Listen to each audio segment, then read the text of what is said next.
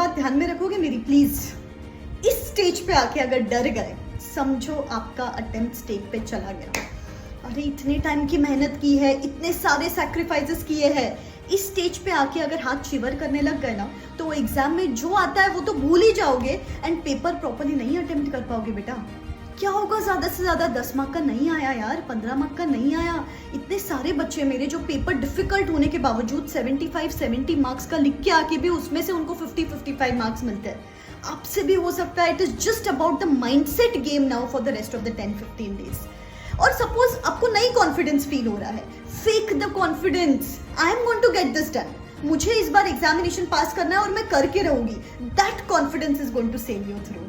ठीक है, अगर वीडियो का कंटेंट अच्छा लगा तो like the video, share it with your friends, और ऐसे ही बहुत सारे videos till the end of your examination इस चैनल पे आते रहेंगे। तो सब्सक्राइब करके रखना, बेल आइकॉन हिट करके रखना, और बस मुझे एक कमिटमेंट दे दो, इसके आगे no fear only confidence, no fear only confidence. ठीक है, so comment that in the comment section below. और कोई भी इशू आप फेस कर रहे हो जिस पे आप मेरे साइड से वीडियो चाहते हो तो कमेंट करके रखना, and I will try to make a video on that. And yes, बस पढ़ाई करते रहो, अपना 100% देते रहो। I would be there with you till the end of examinations. Just keep on smiling, keep on working hard, believe in yourself. चलो, wish you all the best. Tata.